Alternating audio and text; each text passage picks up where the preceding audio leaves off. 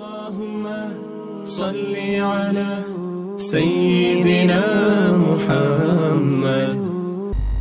السلام علیکم ورحمۃ اللہ وبرکاتہ. استقبال ہے رحمت عالم صلی اللہ علیہ وسلم کی قسط نمبر 84 میں. گزشتہ قسط میں ہم نے غدار بنو قریظہ کا انجام سنا اور تفصیلاً سنا.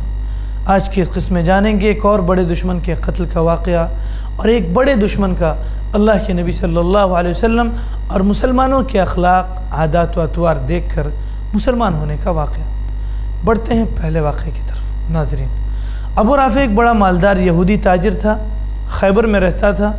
ابو رافع اس کی کنیت تھی، عبداللہ ابن ابی الحقیق اس کا نام تھا، سلام ابن ابی الحقیق بھی کہلاتا تھا. خیبر کے قریب ایک قلعے میں رہتا تھا. رسول اللہ صلی اللہ علیہ وسلم کا سخت دشمن تھا اور طرح طرح سے آپ کو تکلیف پہنچاتا تھا.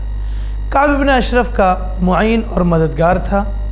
یہی شخص غزوہ احزاب میں قریش مکہ کو مسلمانوں پر چڑھا کر لایا اور بہت زیادہ ان کی مالی امداد کی اور ہمیشہ رسول اللہ صلی اللہ علیہ وسلم اور مسلمانوں کی عداوت میں بے تحاشا پیسے خرچ کرتا رہتا تھا. اس لیے جب مسلمان بنو قریظہ سے فارغ ہو چکے تو قبیلہ خزرج کے لوگوں نے رسول اللہ صلی اللہ علیہ وسلم سے اس کے قتل کی اجازت چاہی.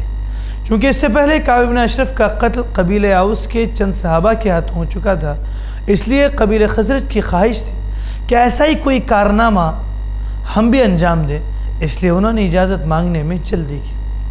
رسول اللہ صلی اللہ علیہ وسلم نے انہیں اجازت تو دے دی، لیکن تاکید فرما دی کہ عورتوں اور بچوں کو قتل نہ کیا جائے.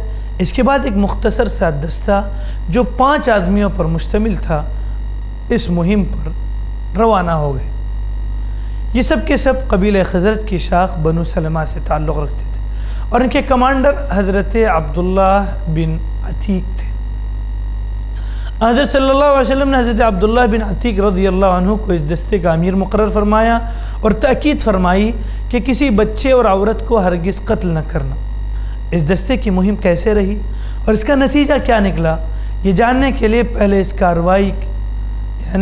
کارروائی کی جو کارگزاری ہے اس کو ہم سنیں گے، پھر آگے بڑھیں گے. صحیح بخاری میں حضرت براء بن عازب رضی اللہ عنہ سے مروی ہے کہ غروب آفتاب کے بعد جب لوگ اپنے جانور چراگاہ سے واپس لا چکے تب یہ لوگ خیبر پہنچے.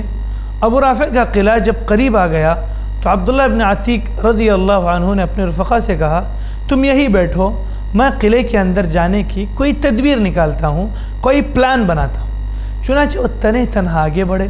جب بالکل دروازے کے قریب پہنچ گئے تو کپڑا ڈھانک کر اس طرح بیٹھ گئے جیسے کوئی قضاء حاجت کے لیے بیٹھا ہو.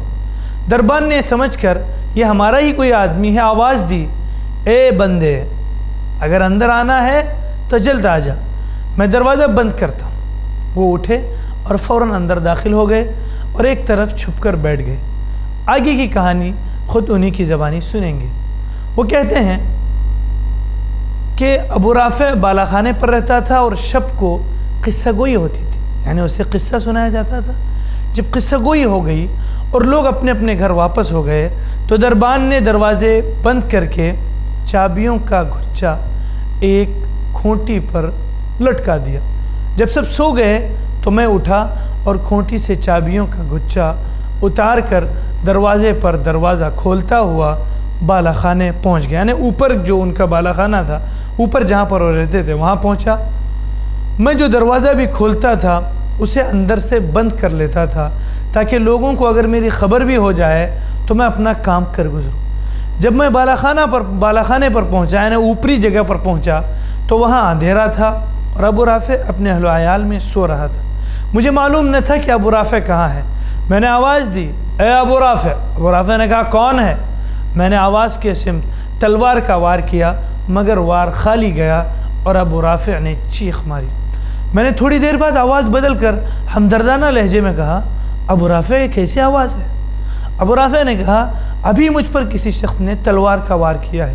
یہ سنتے ہی میں نے تلوار کا دوسرا وار کیا جس سے اسے کاری زخم آیا. بعد ازاں میں نے تلوار کی دھار اس کے پیٹ پر رکھ کر اس زور سے دبائی کہ پشت تک پہنچ گئی، جس سے میں سمجھ گیا کہ اس کا کام تمام ہو گیا. میں واپس ہوا اور ایک ایک دروازہ کھولتے ہوئے آگے بڑھا. جب سیڑھی سے اترنے لگا تو یہ خیال ہوا کہ زمین قریب آ گئی ہے، لیکن ابھی زمین دور تھی. चुनाचा मैं गिर पड़ा और पिंडली की हड्डी टूट गई। चांदनी रात थी। मैंने अमामा खोलकर टांग को बांधा और अपने साथियों के पास आ गया और उन्हें कहा, तुम जाओ और रसूलुल्लाह सल्लल्लाहु अलैहि वसल्लम को बशारत सुनाओ। मैं यहीं बैठा हूँ, उसकी मौत और कत्ल का ऐलान सुन कर आऊँगा। चुना जब सुबह हुई और मुर्ग ने अजान दी तो ख़बर देने वाले ने किला की फसील से अबू राफ़ की मौत का ऐलान किया। ऐलान सुनकर मैं वहाँ से रवाना हुआ और साथियों से मिला और कहा, तेज़ चलो, अल्लाह ने अबू राफ़ को हलाक किया। इसके बाद हम रसूलुल्लाह सल्लल्लाहु अलैहि वसल्लम की खिदमत में हाजिर हुए, खुशखबरी सुनाई और पूरी कारगुजारी पेश यानी अल्लाह के नबी सल्लल्लाहु अलैहि वसल्लम के सामने पेश की। आप सल्लल्लाहु अलैहि वसल्लम ने मुझे फरमाया, अपनी टांग फैलाओ। चूँकि उनकी टांग पर ज़ख्म लगा हुआ था, इसलिए अल्लाह के नबी सल्लल्लाहु अलैहि वसल्लम ने टांग फैलाने के लिए कहा। मैंने टांग फैला दी। आप सल्लल्लाहु अलैहि वसल्लम ने उस पर दस्ते मुबारक फेरा। वो ऐसी ठीक हुई कि गोया उसे कभी कुछ हुआ ही न था। ये अल्लाह के नबी सल्लल्लाहु अलैहि वसल्लम के खुले हुए मौजिज़ात में से था।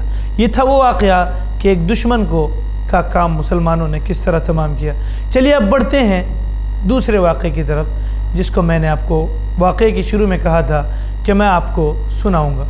वाक़या कुछ यूँ हुआ कि अल्लाह के नबी सल्लल्लाहु अलैहि वसल्लम ने नज्द की तरफ कुछ सवारों को एक मुहिम पर रवाना फरमाया।